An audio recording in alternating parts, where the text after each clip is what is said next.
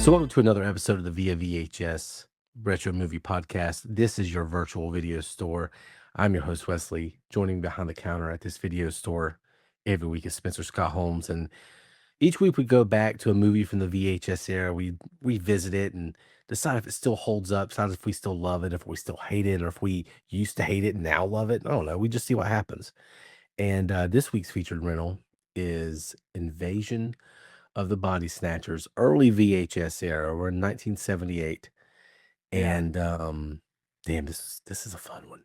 this is a good one. It's the first remake as well, too. You got Yeah, the Invasion of the Body Snatchers from the 50s, good old classic sci-fi black and white one, which I probably haven't seen that one since like the 90s. mm, It's been such a long time. But yeah, the 78 one is extremely good. And just like all the shots of in San Francisco and everything like that, I'm always kind of partial to that city. That always yeah, feels like everybody sort of got their kind of like big city. Like to me, San Francisco always comes across as that's the one for me, mm, that I got the most nostalgia for.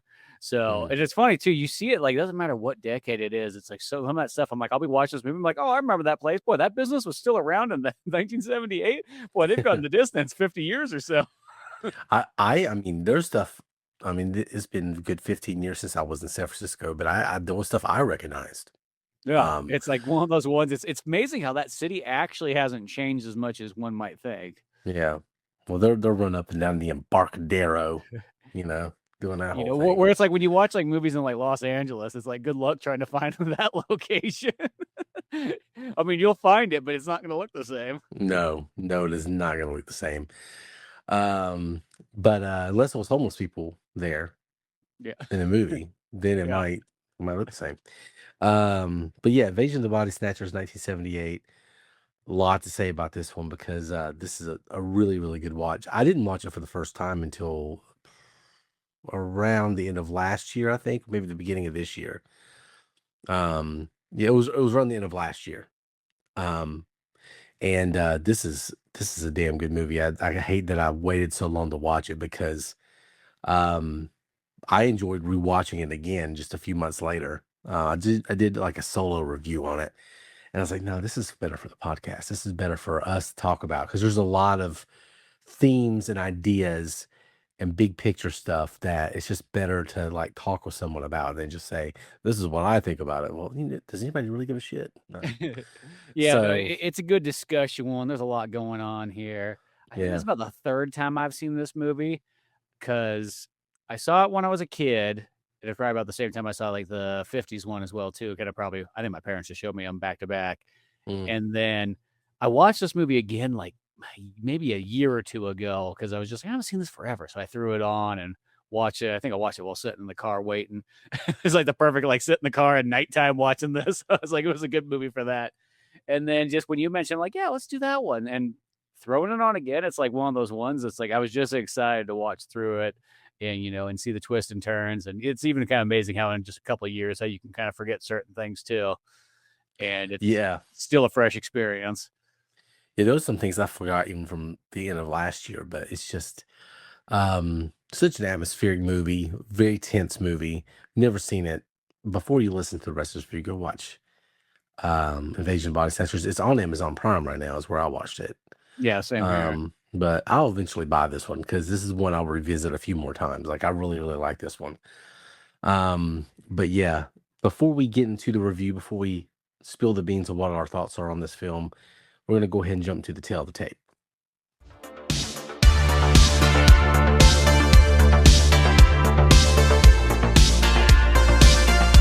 Okay, so tail of the tape. If you never listened to the show before, each week we go back to when the movie was released, and we just kind of revisit some of the pop culture around the movie, look at the box office, look at the music.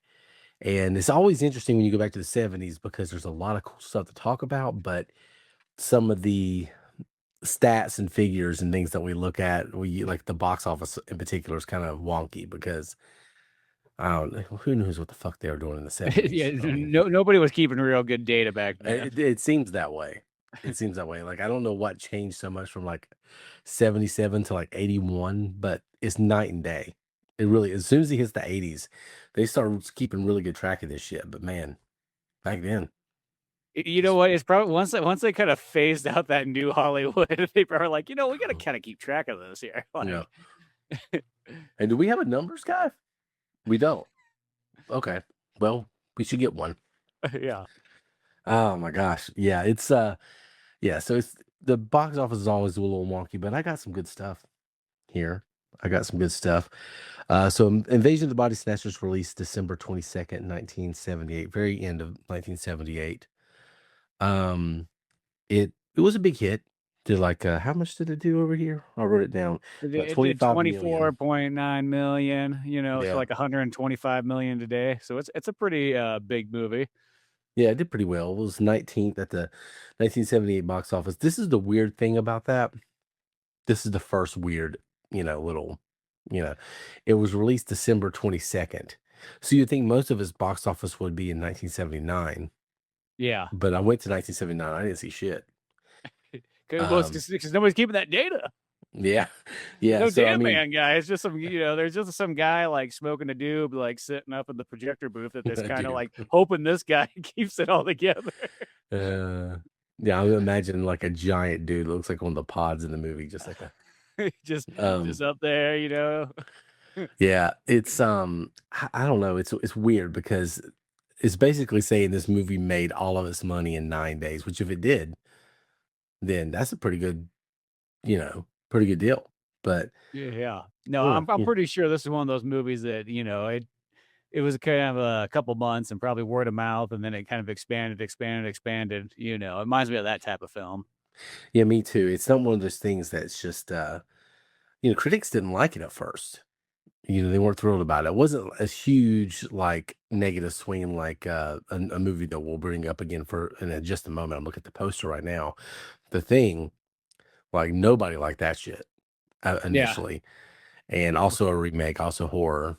Mhm. Um, but this one didn't do too well with critics, but I think the word of mouth, people really love this one, and this is maybe one of the best remakes ever. Yeah. You know, It's super dialed, and it's still a movie that's referenced today. It's not as yeah. forgotten as like so many other films kind of are. Which is funny because I would hear the references, and because I'd never watched it, I didn't know what the fuck they're talking about. I'm like, why do they talk about pod people? What is that? Who are these pod people? You know what I mean? Yeah, Oh, it all comes together yeah. here. I mean, I assume they were referencing some old movie, but you know, I was I wasn't in the club, I guess. So, but yeah, so decent box office. I wrote down some movies it was potentially up against because there's no say. Usually, what we say is like, here's this week. We look at the box office weeklies. Here's what it opened up against. There's nothing for that, but I will tell you some movies. Hold on, let me make sure I can find the actual. I know Superman. Okay, yeah, it's w- 78. Yeah, towards the end of '78, Superman was in there. The Deer Hunter. Yeah, ooh, that's a great film right there. Yeah, and Any Which Way But Loose.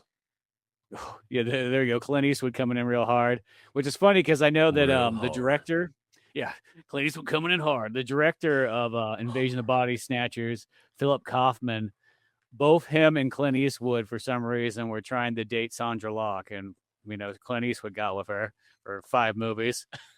And then this dude too. He also wrote and was gonna direct The Outlaw Josie Wales, and because of that, they had a falling out. So Clint Eastwood ended up directing it. Mm. So there's not again 19th at the 1978 box office, just behind The Omen 2, Mm-hmm. just ahead of Convoy. Ooh. We got a great big convoy. Yeah, great big convoy coming at you, old Chris Christopherson's. But yeah, hey, you want to hear some music? Yeah, well, yeah. See, this is the nice thing about the '70s is you actually get pretty darn good like music lineups here. Well, we perfected this because we would go look at the Billboard Hot 100, which I still do. Mm-hmm. Like I still look at that. I even wrote it down. But what we realized in the '90s, it was ass because it's just all R&B. Not nothing. Yeah, I like R&B. Yeah, nothing against it, but it's just like that's the only thing they're putting on that chart. Yeah, it's all going by just radio airplay, and it's not going by what everybody's listening to. Um, so now we found this like cache of like old Billboard magazines, and you can like break it down and like look at here's what people listen to on country radio, here's what people are listening to at polka, Yeah, and soul. Yeah, it's got all the Soul. genres. Yeah, I meant to write down the soul. I hope you did. I think I know what's number one I'd like to because say I did, but I just read it. yeah. Well, maybe you could clue me in because I know what is probably is because it's probably number four in the bill. I think number four in the Billboard Hot 100, but we'll go there. Easy listening. Yeah. How deep is your love? Yeah, I saw that one. That one was scoring the charts all over. Mm-hmm. Bee Gees. This is prime BG time. Yeah, you don't get bigger than that for Bee Gees right about this era. Yeah. Country. Here you come again. Here you come again. Dolly Parton. Yep. Never mind. You know who's all over this is back in the day. Linda Ronstadt back in the day. Yep. Forget it. I'm just throwing it out there. Because she's got the number one LP right above Rumors by Fleetwood Mac. Yeah, Fleetwood Mac. I remember seeing that there. Maybe the best album. It's up there. One of the best albums of all time. It's a darn good one. Yeah. Hot 100 Bee Gees, How Deep Is Your Love? You Light Up My Life, Debbie Boone. I fucking hate that song. I hate that song. But we got some Blue Bayou by Linda Ronstadt. That's right. That's right. Back I want to say love. there was some Go ahead. Kiss that was actually on there in like the top 5 of one of the categories. I remember. Yeah, I meant to. I think was trying to find the rock and I couldn't find it. It might have been the album section because I want to say it was Detroit Rock City was in that thing there. I was like, okay, that's actually kind of cool. Kiss is actually, in there at the top, Yeah. and as I said, I want to say it was in album sales. I think might have been what they were in, but yeah, there was a big Kiss like advertisement poster. Yeah, right at the very beginning of the magazine. It was like 3 pages in.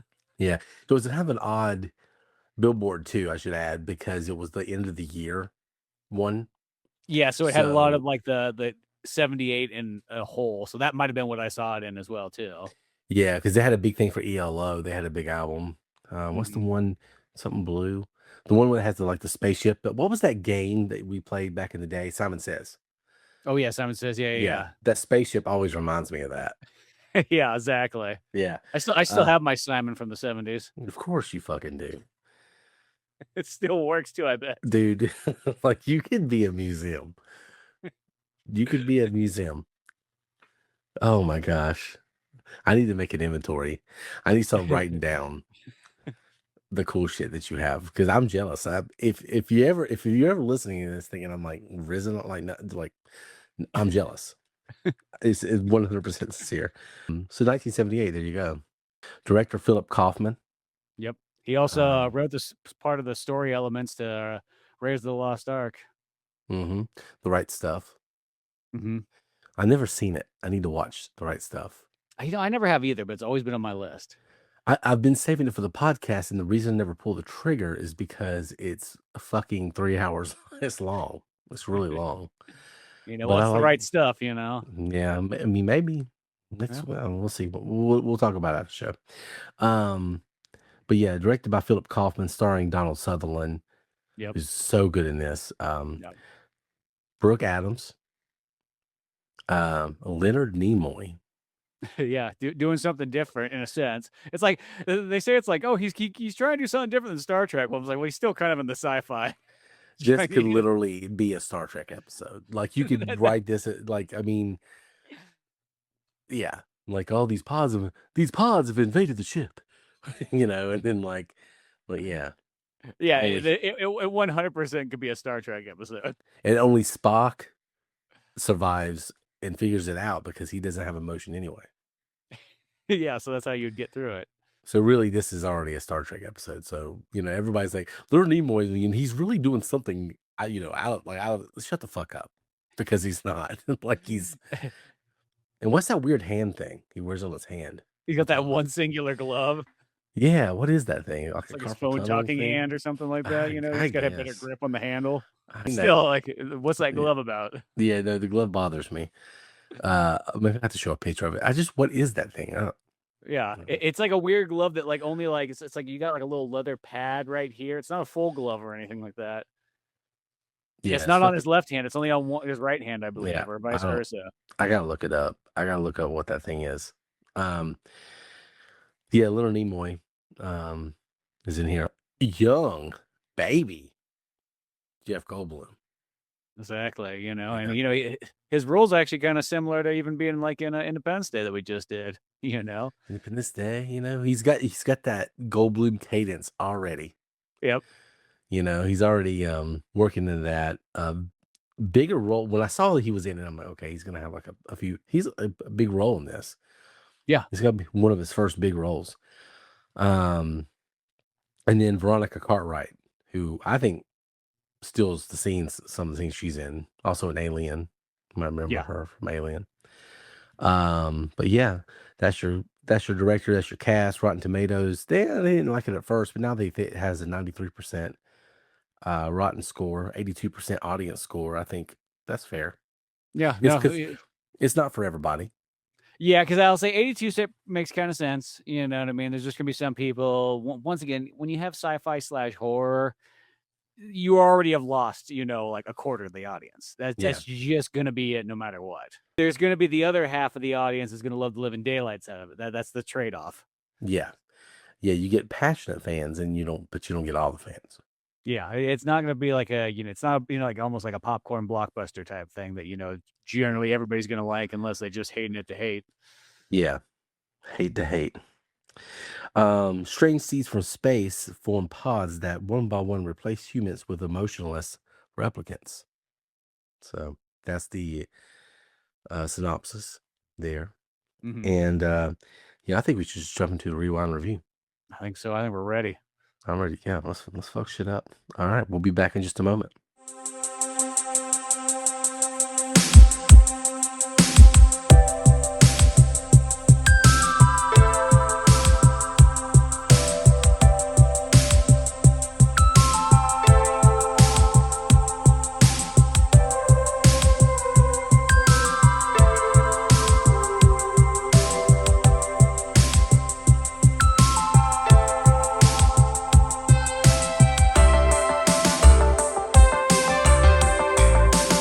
Okay, so here's the question. Sometimes I think I would watch this movie and be like, do what the pod people are doing. Like, just turn it off. Turn it off. All this emotion, all this anxiety, worrying about the future. Just turn it off. But then you're like, would I be human? What's the point of life if you're not going to enjoy it and be yourself? You know what I mean? Yeah, there's that more human than question thing to be asked, That's you the real know. thing. And there's Yeah. even the thing that says that maybe in 1978 the pod people did take over San Francisco. You just don't know. Yeah. Because that's the thing. I when I think about this movie and just even the remakes, because in the 90s you get a remake of this movie in a sense, The Faculty by Robert Rodriguez, but this is one of those movies that I feel like you could almost kind of remake like every 20 years Yeah. because you kind of have a new like way to view it and so on like that. And nowadays, especially when you got a lot of people that get like that hive mind kind of, philosophies going, I feel like Invasion of the Body Snatchers actually has a good comeback time for now because we sure do see a lot of people that start to think very much like themselves and don't have their own thoughts and reasons and so on. Can't be made today. And I hate when people say that about It'd be movies. tough. I hate when people say that about movies because I hate that because you can usually make a movie like we'll say, I'll watch The Jerk and you couldn't make that today. Yeah, you could. And people would love it. People would actually eat that shit up if Yeah, you made it today. It's just that you would have some pushback. But exactly. fuck those people. This is different because if you, look, I'm just going to be very straightforward about it. If you made it today, it would be about Democrats. So that's just how it is. And It'd be one of because those Rumble exclusive movies that's what I was getting at. Yeah, it's gonna be like a Ben starring Shapiro Gina production. Carano or something like that. Yes, yes, yes, yes. But 1,000. That's exactly where I was going because You got Ted Nugent playing the Spock yeah. role. Fucking Matt Walsh playing Spock is what they would do. Fucking Matt. I cannot stand Matt Walsh. I cannot stand him. Cannot stand him. Some of those people I like. Um, Isn't we're what's gonna his put name from the Get Him to the Greek guy or whatever? Isn't he like all like into that? What the hell? oh The Russell British dude? Brand. Yeah, Russell Brand. Yeah, he's got some allegations right now. Oh, that'd be him. You know. Yeah, he's in there. Some Piers Morgan, like some Tucker Carlson. What is going on? It's like, there's Hey, these flowers. well, see, the thing too is it depends who gets gets the rights to this movie, because this movie could Yeah. also go the complete other way around too. So it's whoever makes it, they're going to go either hard left or hard right. Like, you almost need somebody in the center to look more at this and put it in perspective. You can't do it. It wouldn't be entertaining if it was targeting the right. Yeah. It just wouldn't be, because they would just say, "Oh, everybody's MAGA," and that's the whole thing.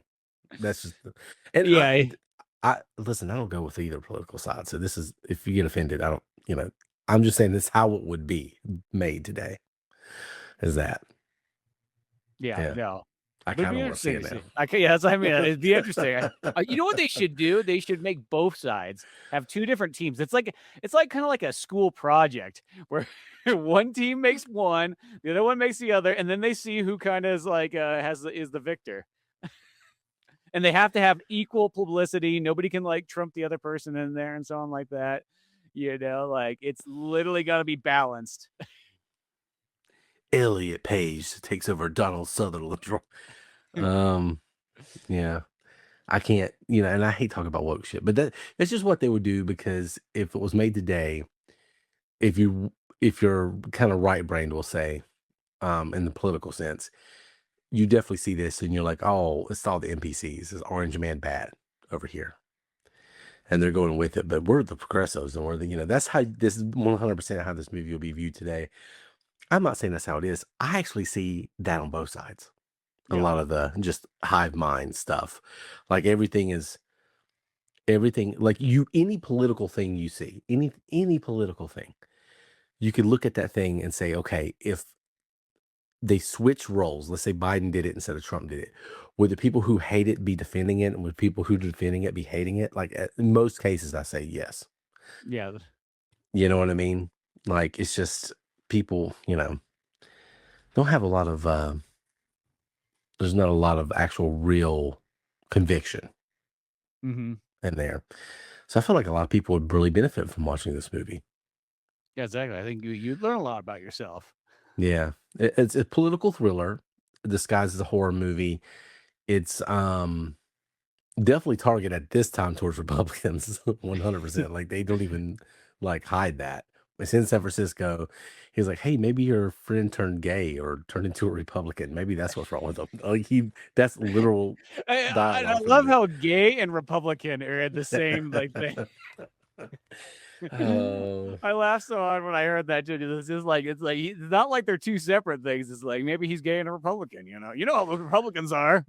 I saw a T-shirt the other day. It said that Republicans are racists pretending not to be gay, and Democrats are gays pretending not to be racist.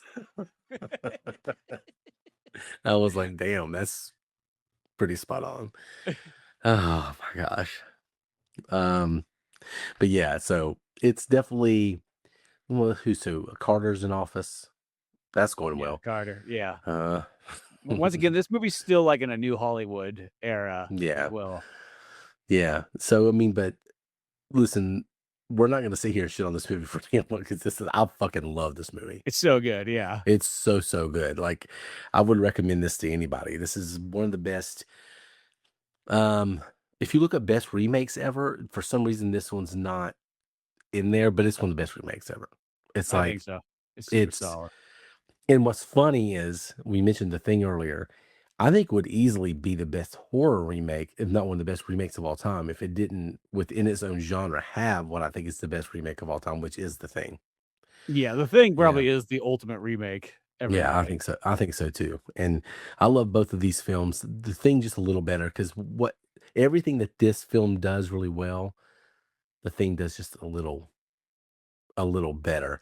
But there are certain elements in this that feel more ominous, because it's like The Thing that you're isolated in Antarctica, and it could get out and affect everybody.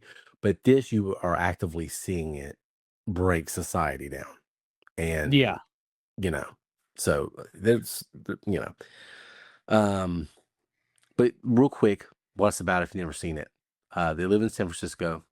Donald Sutherland, what is he? He's like a health inspector, kind of. Yeah, he's a health inspector, which I think is actually a really interesting concept because Yeah. one, have you ever seen another movie that stars health inspectors?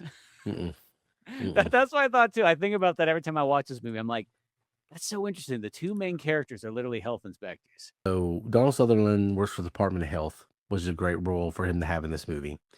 And he's the main character in the movie. He's not who you respond to as much emotionally, but he's the main character in the movie, and he's what drives the plot, and he's the main guy.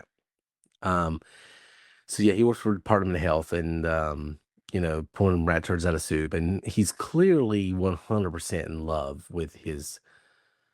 They're not. Are they really? Are they coworkers?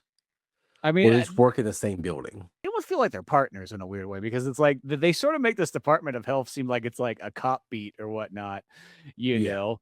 And yeah, even yeah, they though do. they do show her working in the lab a little bit more often, so I think that might be more what her job is. Where Donald Sutherland he's literally on the beat, showing up to restaurants, cracking heads inside there and whatnot, find rat turds.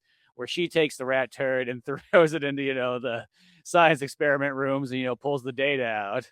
Yeah, pull the data out of the turd, and Exactly. you would be We're gonna surprised. shut these French restaurants down. That's what's going on These here. French fuckers have given us turd capers one too many times, and we're done with this shit. Um, but yeah, Brooke Adams is his coworker, and he's clearly in love with Brooke Adams. Clearly, Yeah, and she's and got like a very like Lois Lane kind of look in this. She kind of reminds me a lot of Margaret. What's it? Margaret yeah, Kidder. uh, Margaret Kidder. okay, That's yeah, what I she thought. does. Yeah. She kind of has that vibe going on, Lois Lane kind of vibe, really cutesy. But yeah, Donald Sutherland's clearly in love with her. She's dating this guy. What's his name? Chip. Chip, yeah, I think so. And he's like one of the first dudes to be like really like seriously watches TV with his headphones on. He's like very like Yeah, futuristic in a sense. But you know what I yeah, mean? Like I know headphones have of course been around since like the 50s and so on like that for people like using them. But like this guy's full on like watching all his sports games with the headphones on to get the full experience. You just don't yeah. see a whole lot of that in the 70s. No, he looks like Willem Dafoe and Pat Sajak had a baby. That's what he looks like. And he's just, square jawed Chad kind of guy. And that's kind of what they're going for here is Donald Sutherland's kind of the nerdy, kind of like nice guy. Yeah. Um, And you this guy's know, kind of the sports jock guy, but instead he just watches sports with his headphones on. yeah, what a dick. Fuck that guy. He doesn't want her to hear his sports. Yeah, that's not for women. Watching the Warriors play. I think they were pretty good around that time, if I'm not mistaken. But yeah, so yeah, Brooke Adams living with this dickhole who watches everything with headphones on, and at the beginning of the movie, the first thing you see, and we're not going to go through the whole plot, but just to kind of set the stage, you see these weird, well, it's like semen, and they're on another planet, and they just float out of that atmosphere through our atmosphere somehow. Yeah. And they get caught up in the clouds. It rains and it lands on San Francisco, and then you have some really cool effects at the beginning because they have that slime that's on leaves, right? Mhm. And you can tell there's kind of slimy, something's going on, and they came from outer space because you just watched them do it. But then they have these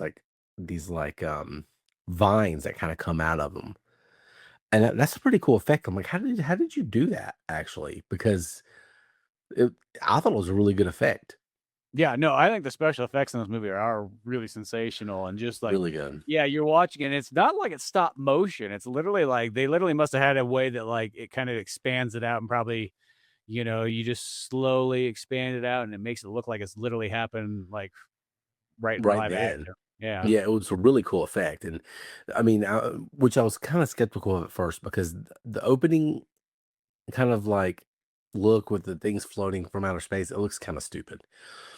But that's the only effect in this movie I didn't like. Everything else looks so damn good. Um, Hmm.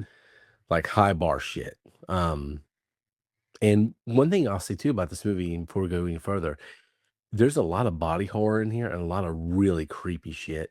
One thing that still fucks with me, but it's not gory. No, there's just a little bit of gore in it, but it's more just creepy. The one thing that makes 70s horror and sci-fi extremely good is that they totally understood how to maximize the creep factor, because I think that's one of the biggest things that's lost in like the last 25 plus years of like horror movies is that not a very few of them understand that. They focus way heavy on the jump scares, way heavy on other stuff, but being able to make a scene just really creepy without having to make it, explode in your face and all kinds of stuff like that, that to me is my favorite part of horror. Yeah. The thing I don't like about modern horror, a lot of it, and even 80s horror, I'm not as big a fan of, is I like cerebral horror, I like psychological horror, I like paranoia, I like mystery, I like Mhm. surrealism. And this movie doesn't have a lot of surrealism. That's more like The Shining to me, but this one is very cerebral, very paranoid, really just unsettling all the time, and it amps it up throughout the movie. It's not, and I think when now I hate to shit on CGI, but it is one of those things where now that you can do every effect, you don't hold back. And Yeah. back then you had to find other ways to build tension, had to, build suspense, and you earn those moments. And now you don't have to earn anything because you could just I think of the It movies, the modern ones. Yeah, they And just they kinda sucked compared to that Tim Curry one, that's all I thought. I was like, it they wasn't do. bad, but, like, compared to the Tim Curry one, it lost the creep factor. The Tim Curry ones suck too. But the difference is the difference is they had to show some restraint. Yeah. And the best part of those movies was when it was fucking with them mentally. Like when she's in the bathroom, the blood comes everywhere, and then there's like, they see the old lady, and though that stuff was the creepy stuff. When he's like a giant spider or whatever, it's just like a big action scene. I don't care, you know. So you had, this, you know, late 70s, or just all throughout the 70s, you just had a lot of just, eerie, really demonic, really scary, like The Exorcist and Yeah. that shit too. Like it's just, I just prefer that.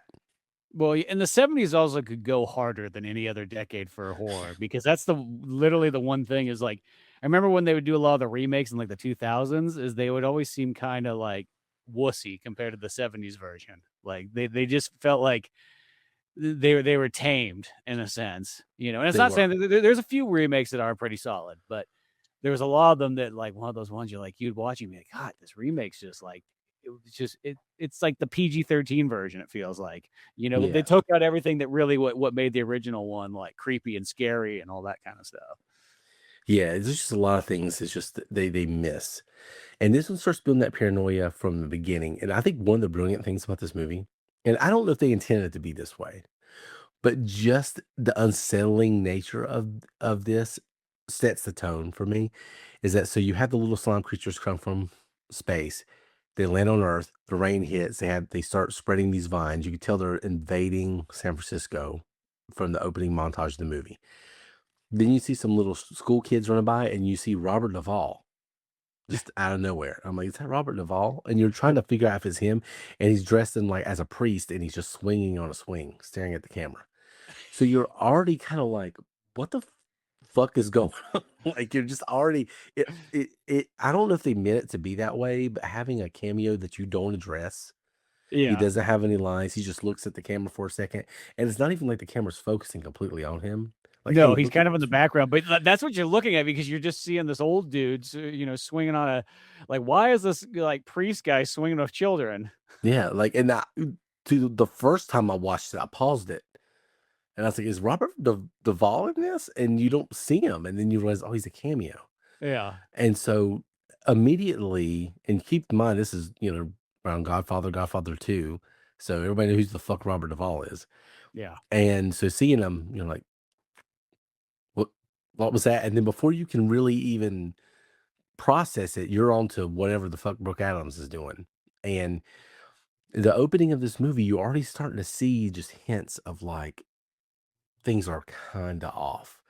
Like, she does this walk to her work, and there's a person running by, and then you hear a siren, and then you just hear there's some weird things that's not addressed because it's just like, a weird day, Hmm. but they start setting that right away.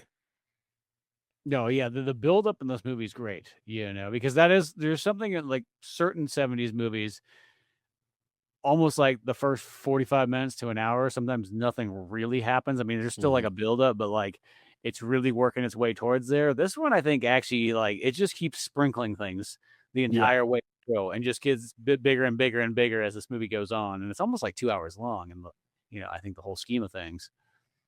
Yeah, it's one of those things where it's really difficult to um build suspense throughout an entire movie. But there's always going to be a lull. There's always going to have to be some exposition. Yeah, there we go. That's what I was looking for. Um, you have these exposition dumps, and this one it doesn't lull. There's only one part of the movie where I felt like when they're at the apartment later on, when everybody's in there and they're just rehashing the same shit that already happened.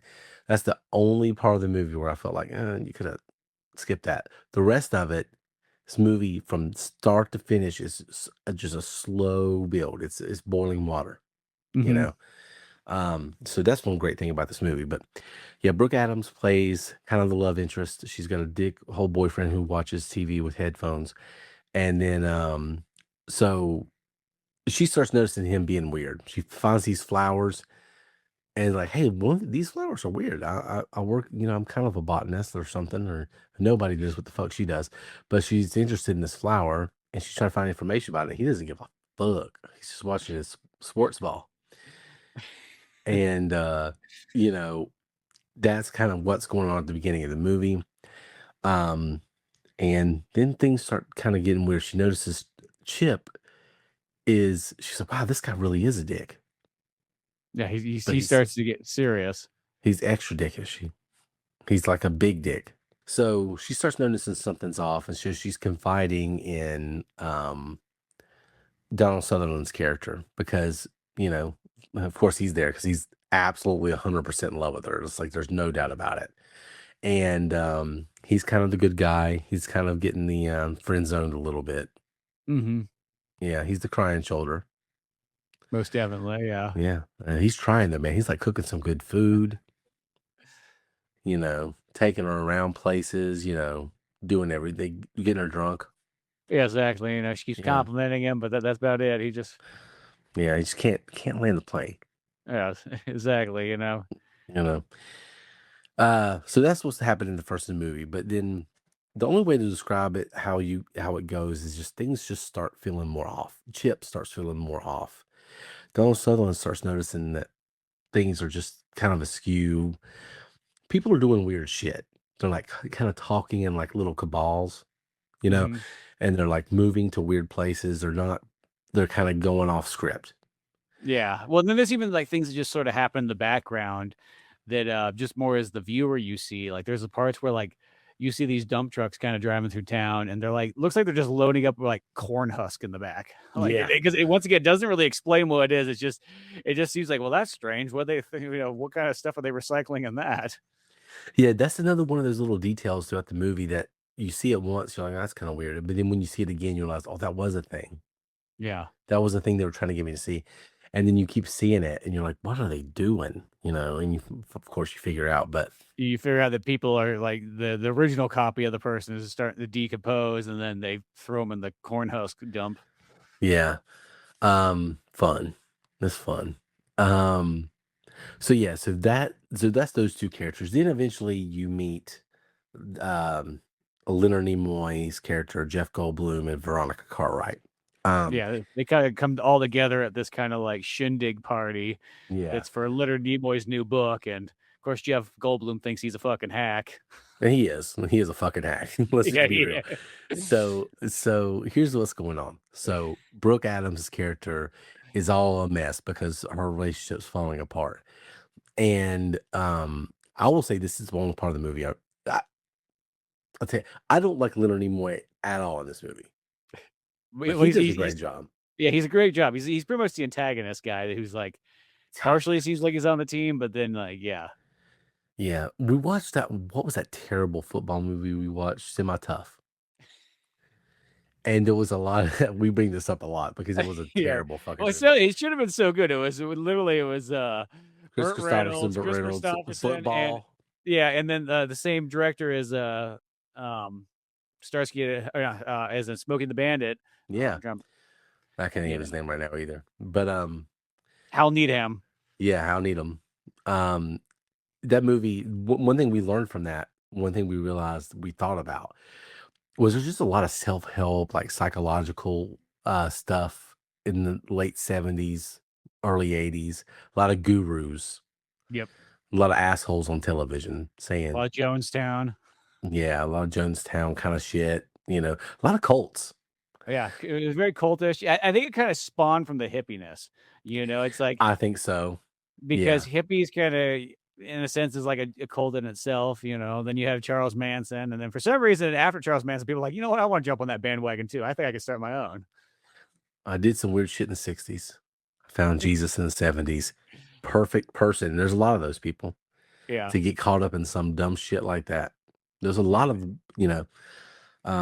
And if you're a Republican, you just do the Bohemian Grove thing. It's okay, yeah, well, he's still You doing could be that a gay shit. Republican and go there, and it's Well, not gay. that's what's creepy about that. It says both sides doing that one. Yeah, They like meet there together. exactly, and it's above San Like, what? Francisco. Yeah. Is that where it's at? I knew it was in California, but Yeah, I want to say it's above San Francisco area. yeah, that's creepy. We should do a thing on that. But But, yeah, so Donald Sutherland is like, listen, I'm trying to boink Brooke Adams. I need to take him to I'm friends with this Leonard Nimoy asshole. We just forget the characters' names because it's not important. Leonard Nimoy's a self-help guru. He writes books. Jeff Goldblum fucking hates him. yeah, Jeff Goldblum writes books as well too, and Yeah. he's pissed that Leonard Nimoy is this kind of hack guy that he's Yeah. getting all the fame, he's getting the publicity, he's throwing this party wherever the hell they are in San Francisco. Yeah. Clearly it's a sex cult. Yeah. Like he's definitely taking advantage of all these guys' wives. So they're on the way to this. So Donald Sutherland's like, hey, this bitch is going crazy. Let's take him to see Leonard Nimoy.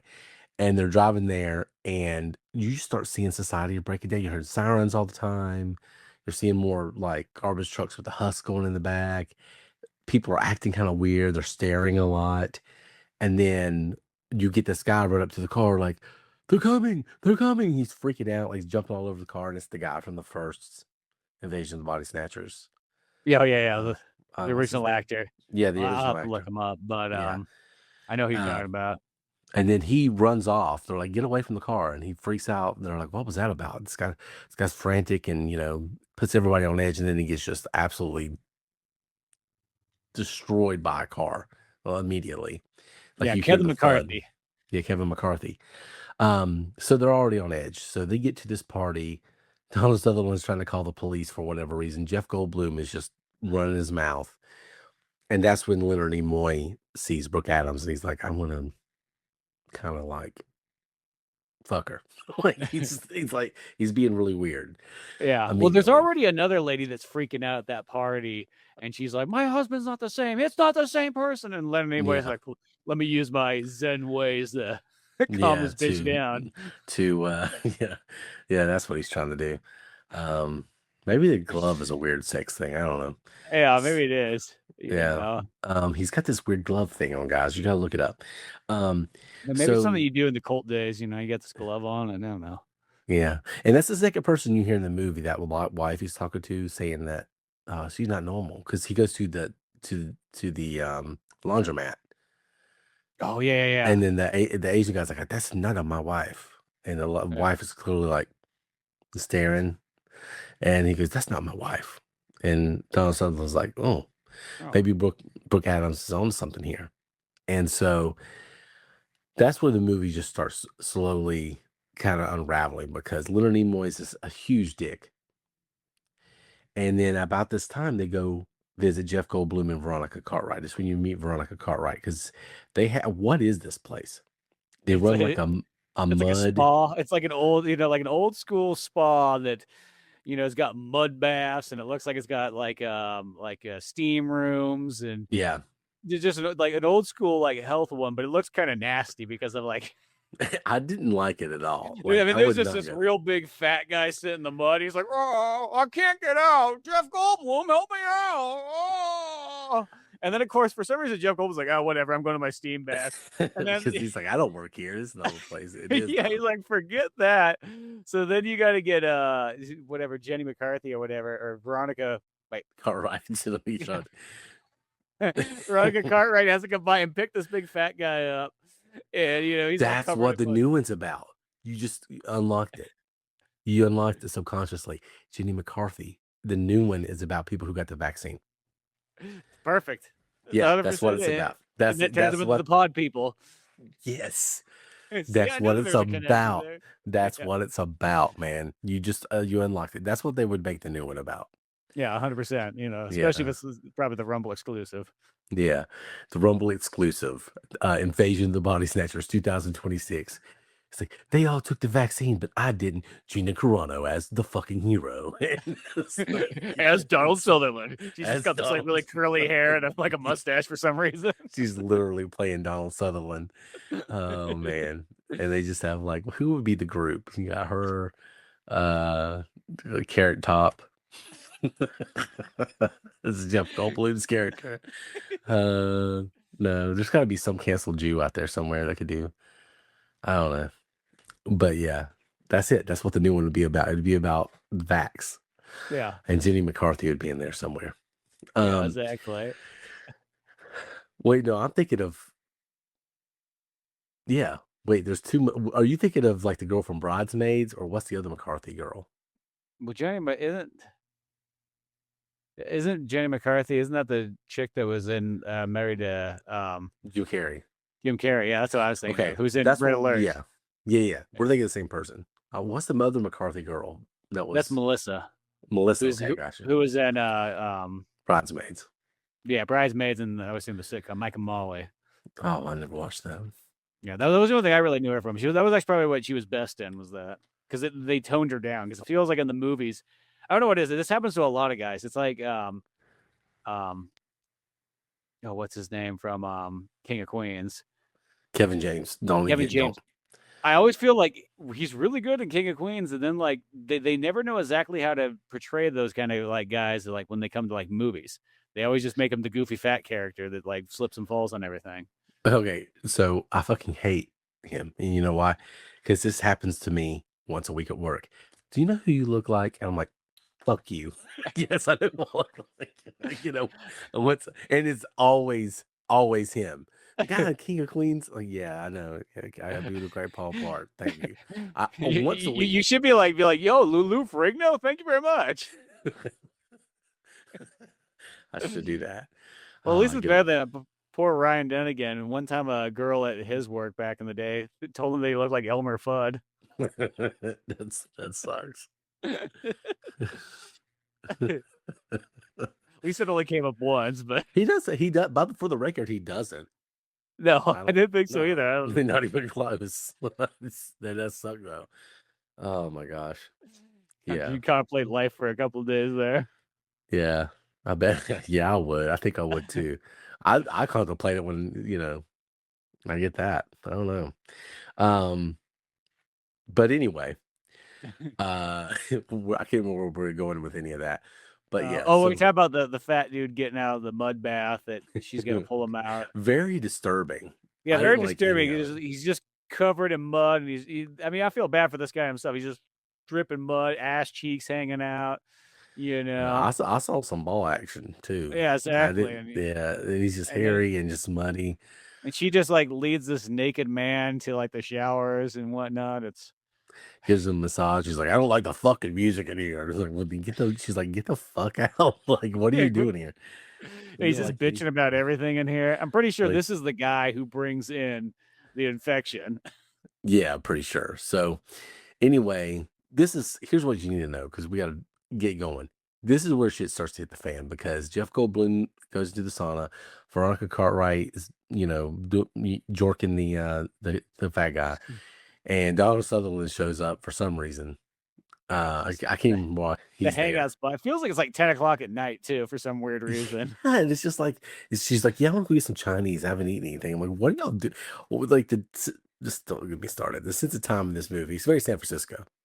Yeah. Well, the weird thing about San Francisco though is like, well, maybe in the 70s is different, but like San Francisco, like I used to always joke that like if New York's the city that never sleeps, San Francisco's the city that's like closed like, 2/3 of the day.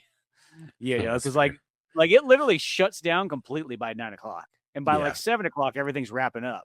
So there's Yeah. like almost no nightlife. Now, granted, in the 70s, it's probably different, but like Yeah. that city is 100% done. And by midnight, there's like not a soul out on the street. It's like a ghost town. It's the most Yeah. weirdest thing. That is odd. That's very bizarre. Um, so yeah, it's 10 o'clock at their little mud bath cafe, whatever the fuck this place is. And there's another weird dude in there reading a book and Yeah, he's reading a book, and it's like that just bothered me. He's the reading a whole thing. paperback book, sitting in mud. The book's covered Yeah. in mud. It's like, This can't be good. no, Yeah, it can't be. you're never gonna finish this book. Let's be honest. No. Get the first kind of pod person. And it's really creepy and odd because they kind of look embryonic in a way, like they're not fully developed as a person. They got this hair on them, and what they do, they replicate. They attach themselves to a host. They replicate perfect match. They clone themselves essentially, and then they kill the other guy.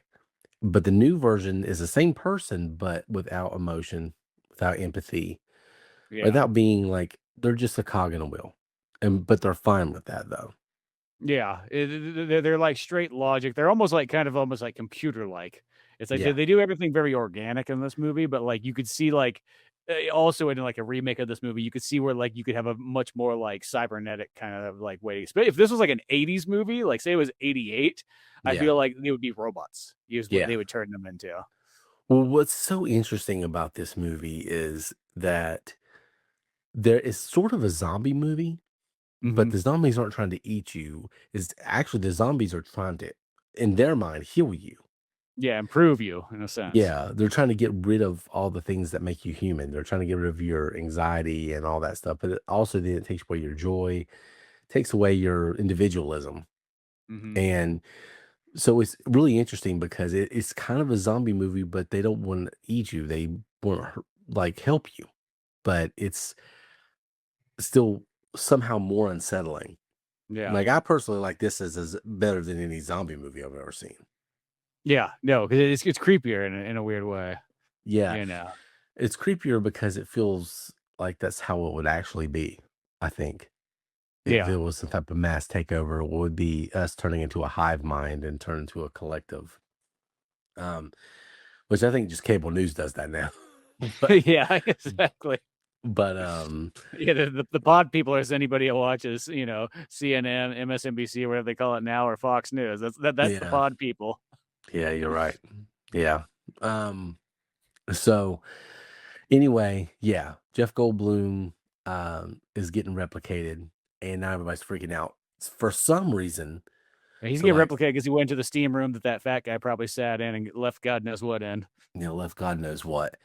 So he's getting replicated. Brooke Adams goes home to her boyfriend. That's what Leonard Nimoy said to do. And you turn out like he's just kind of an operative for all these other assholes later in the movie. But she goes home, and then they call Donald Sutherland over to look at this dead body that's also like an embryo. Why they call him, I don't know, but they trusted him. Health department. It's like the health department does a lot of work here in San Francisco.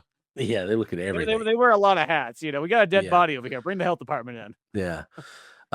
So he goes over to look at it, and immediately he's like, "Oh wait, man, Brooke is definitely being replicated right now. He doesn't give a shit about anything else. Cares about Brooke." And then they leave the body there, and that's just what basically the rest of the movie is. The rest of the movie is you can't fall asleep, Yeah. or you'll get replicated, and the paranoia grows at a fever pitch beyond this point. The body horror grows at a fever pitch beyond this point. Like pods are kind of made of everybody at this point. But what you start realizing is that everybody's starting to get in on it. As slowly the whole city's being taken over. And there's this whole creepy montage where Donald Sutherland's calling everybody. Like he calls Leonard Nimoy and he calls like people who work in the government and people who work in different places. And they seem helpful at first, but then when he calls them back later, um, they're like trying to say they gaslight them. Yeah, They're literally. like, there's actually nothing going on. Hey, can you kind of keep this down because everybody's getting like really freaked out by this, and you're just not helping things. Like, we got it under control, and that's pretty much how all the calls go from then on out. And then even at one point, he starts calling people, and they say him by his name, Mister Bennett, I think, or Bennell, and it's like, how do you know my name? And so that adds this weird creepiness. They're constantly being surveilled. You know, the walls are closing in, Yeah, and it's it's getting just like, smaller and smaller. And I yeah, think that's what works really well for once again, San Francisco, I think actually works as a very good city for this because San Francisco is one of those cities that literally is just right out there on a peninsula. And if you clip the bridges, like you can only go south. That's it. That's all there is. There's no way to get out of there. So you feel kind of a little bit more locked into that place. hmm. And then also, there's the whole thing too, where you don't hear from the outside world at some point because Jeff Goldblum starts turning on the radio and there's no news. You don't hear anything. They cut the power. So you're like, okay, if they do get out of here, where the fuck do they go? Because you assume this is happening everywhere or in the Yeah. process of happening everywhere.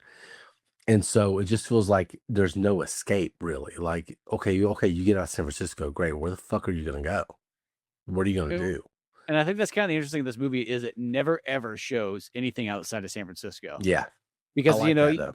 yeah, I like that. I think that actually adds to it that you find that out once Jeff Goldblum turns on that radio and he can't find a single station. Yeah. And it's the thing. This is similar to that as well, too, because they mentioned that this thing's gonna get off Antarctica and fuck everybody up, and then we're all dead.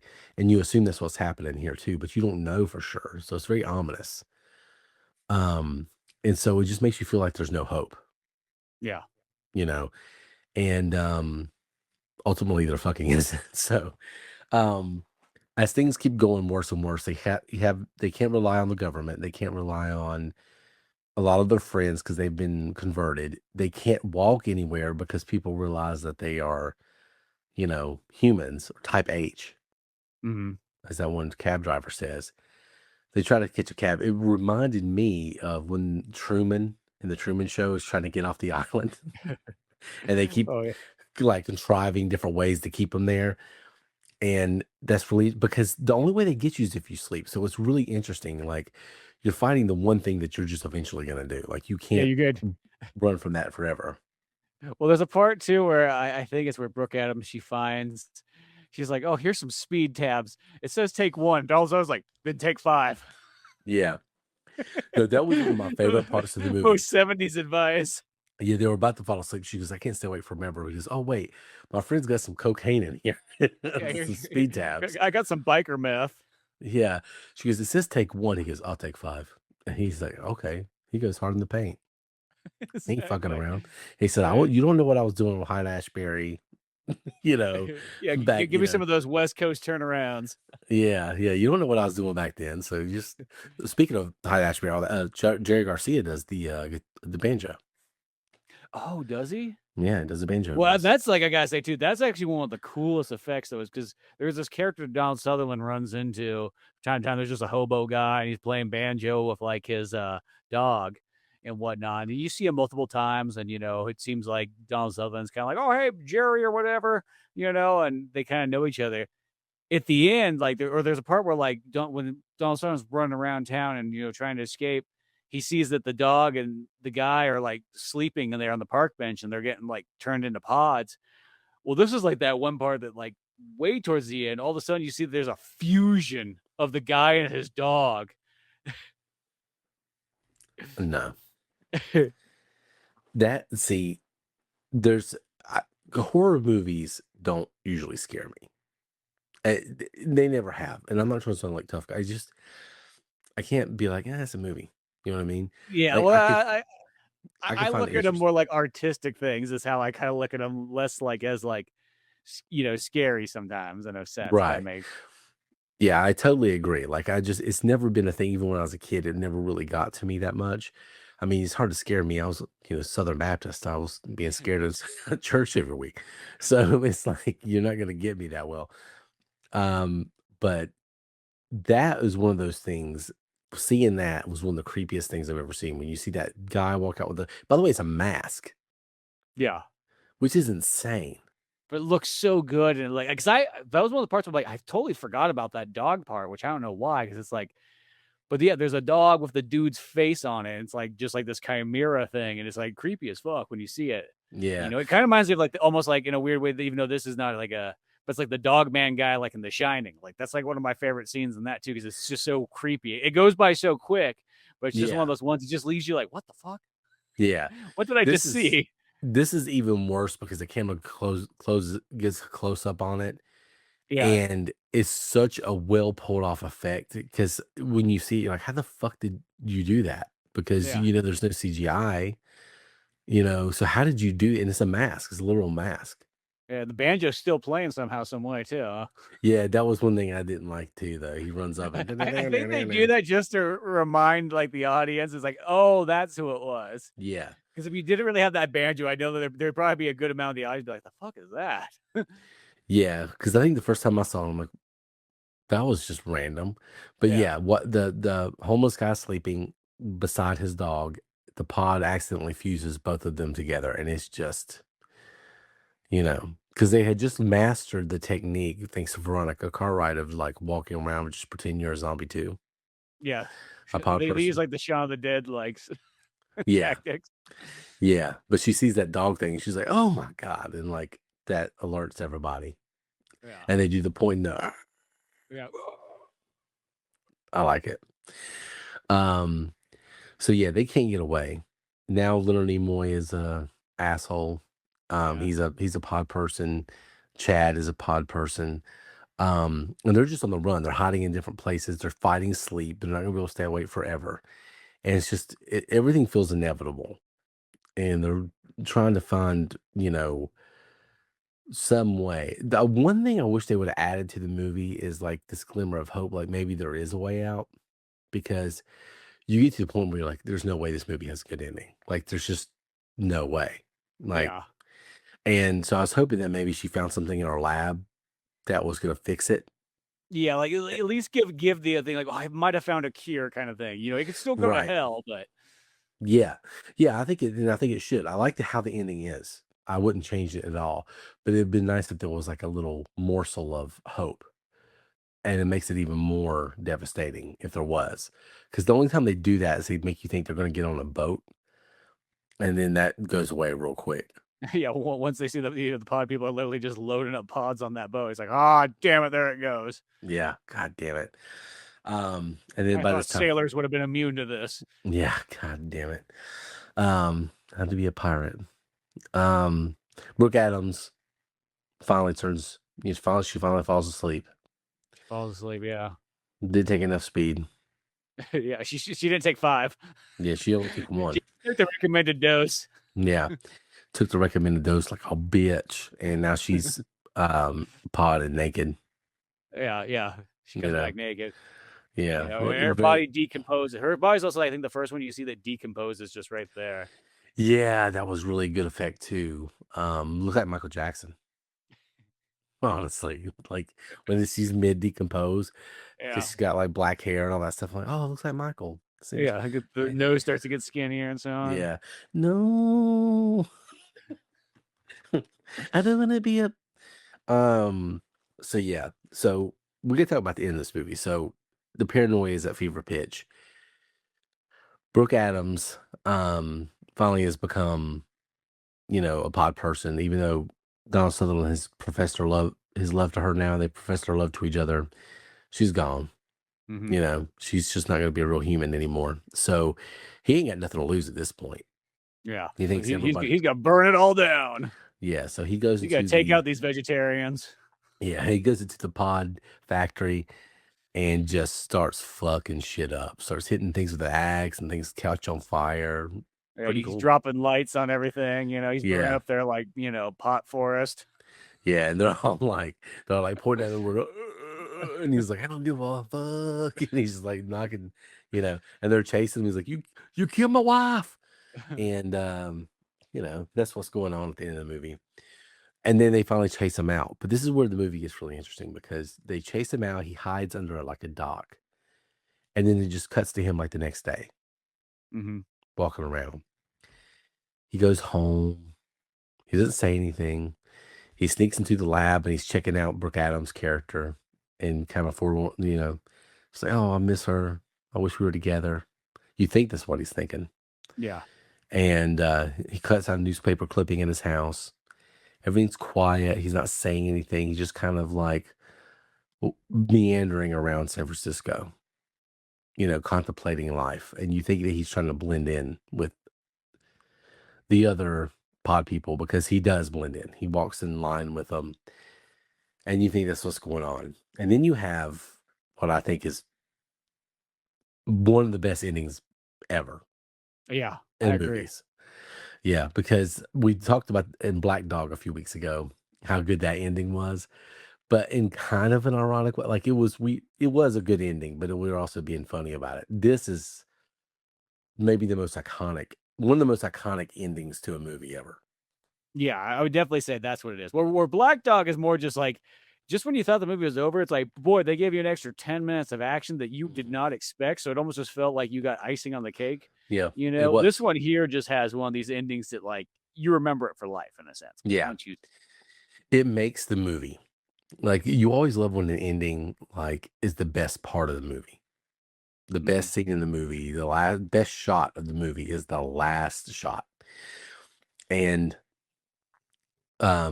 he's walking through town all melancholy and sad, and Veronica Cartwright sees him and says, "Hey, what you doing?" And he turns around and she's running towards him. We're like walking towards him, like looking around, like make sure. And of course he goes, and he is now, he's converted, he's changed, yeah, which is yeah, interesting because if you cut back about halfway into this movie, there's a part where he's laying out on the park bench when they're all like hanging out at the apartment and he's getting like converted in real time there. But then he ends up waking up and realizing it and he sees everybody else's body. So he wakes everybody else up, but he smashes his own pod version of himself. yeah, That's probably the goriest scene in the movie. He like literally blows his head open with like, I can't remember what he just slammed it down with, like a but hoe, I think it was. yeah, literally just picks up some gardening utensils. And so that makes you that gives you a feeling this whole time too, that like, well, he killed his pod version. So, he's safe this whole time, Yeah. and I think that's what makes that ending also really pop even more is because of that. Yeah, you really think he gets away with it. You think that he's, free and he's just trying to blend in, and then the movie's gonna eventually give you an answer like, "Oh, he got away," but no, it's not what happened. He is a pod person. Presumably Veronica Cartwright's about to be a pod person too. Yeah, somehow, some way, she seems to make it through like no problem. This like entire movie, when you really think about it, like she figures out like, oh, I just gotta play no emotions and I can just cruise around and feel like she's been doing this for like days. Where everybody else has been running and taking speed and all this kind of stuff. She's just Yeah. like, I'm just doing my thing. Yeah. It's really, really, really interesting. And one of the best endings I've ever seen. This is one of the best horror movies I've ever seen. Yeah, I One, agree. I like it a lot. yeah. This is definitely one of the best horror movies I've seen, one of my favorite 70s movies. This is a movie I'll probably rewatch once a year just because it's so good. It builds to such a crescendo and it's just so ominous. I can't think of many movies that do paranoia this well. Yeah. It's once again, The Thing is the other one that goes in this is similar ballpark. Like these movies kind of pair together kind of nicely if you wanted to do a Very double well. feature, Yes. you know. But yeah, it's something that's kind of missing, and especially once again, a lot of modern horror movies just they can't figure this one out for some reason. Like they can't figure out how to keep that tension, keep the creep factor rolling, without falling for the jump scares and the flashes, and there's nothing wrong Yeah. with gore. I mean, I'm fine with that, but sometimes like that even gets a little bit lost in it. I know that kind of is almost a different genre in itself. Well, does it have substance? Yeah. And that's the thing. I'm fine. The thing has a lot of just weird, crazy effects and like nasty shit, but there's so Yeah. much substance to it. Yeah, it has a reason for it, and so Right. that's the way I feel like. I generally have no like the more gore, the better, whether it's an action movie or a horror movie, and I always feel like I'm disappointed if I realize that they cut a bunch of it out, like, to Mhm. get their rating down. It always bothers me when I see that, like, in the special features, Yeah. but, like, the perfect example, though, is, like, when you if you can get the creep factor going in a horror movie or a sci-fi movie, that in itself is that's where it's all at, that Mhm. makes for such a good experience. It's the same thing that makes why The Exorcist is so good, because The Exorcist relies off a lot of the creep factor as well. Yeah. And same But with it Halloween, the '78 one. yeah. Um, They Halloween's a lot like Jaws, where it just, you got this kind of just pursuant mhm, thing. Like, how do you fucking you keep catching me and you can't die? Um, Exorcist is just so provocative. You know what I mean? It's so good, but then it's also like very provocative. mhm. This one's just got a lot of hidden themes, a lot of social commentary, which all that stuff is good if it's tied into a good narrative and there's a reason for it. And I think in this one there's a reason for it. So definitely high rankings for this one for me. This is one of my favorite 70s movies now. Yeah, no, it's super solid. I've always enjoyed it. Every time I throw it on, it's like it's one of those ones like it's really easy to get kind of like caught in and just like watch, the whole thing, or even just like a lot more than like a regular movie. Because a lot of times I break a lot of movies up into parts. Yeah. If this is one of those ones where I threw it on, I was already like an hour into it. You Yeah. know, Well, it grabs a hold of you and you're like, well, you gotta know what's happening next because shit's hitting the fan and the second half of this movie is just insane. So um yeah, watch Invasion of the Body Snatchers. You've never seen it again, 1978. It's on Amazon Prime right now. Might not be when you listen to this episode, but that's where it was. But yeah. I feel like I've seen it on Tubi and shit before too. So I mean, you can find this movie, but even if you have to pay for it, this is worth a watch. This is a high recommended one for both of us, I think.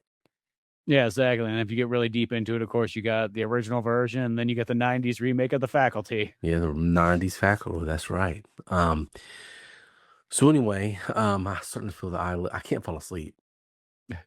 You take 5 speeds. Yeah, I should take 5 speed. I'm gonna take 5 speeds and Like, stay. for 3 days. Yeah, stay away for 3 days. No, I'm falling asleep. I'm gonna turn into a pod person in a little bit, and that's okay. Um, but thanks for listening. We could probably go on for this one all night long because this is a great movie, but highly recommend Invasion of the Body Snatchers. Never seen it. We both agree on that. Um, Via VHS, you can find us on Via VHS Pod at Instagram, Via VHS on TikTok, the Dystopian Hellscape of Facebook still has a page. So go check us out there, and if you want to yell at us and tell us your thoughts on Invasion of the Body Snatchers, go ahead and let us know. Any last thoughts before we get out of here? No, but if you know that you are a pod person or you know of a pod person, leave that in the comments. Yeah, tell me who you think is a pod person. But anyway, thanks for listening. I hope y'all had a good time listening to this episode. And join us next week. I don't know where we're going next week, but it's going to be the 70s, 80s, 90s, or early 2000s. We'll be looking at another VHS movie and reliving that time. So, anyway, y'all have a good one. And Via VHS is out.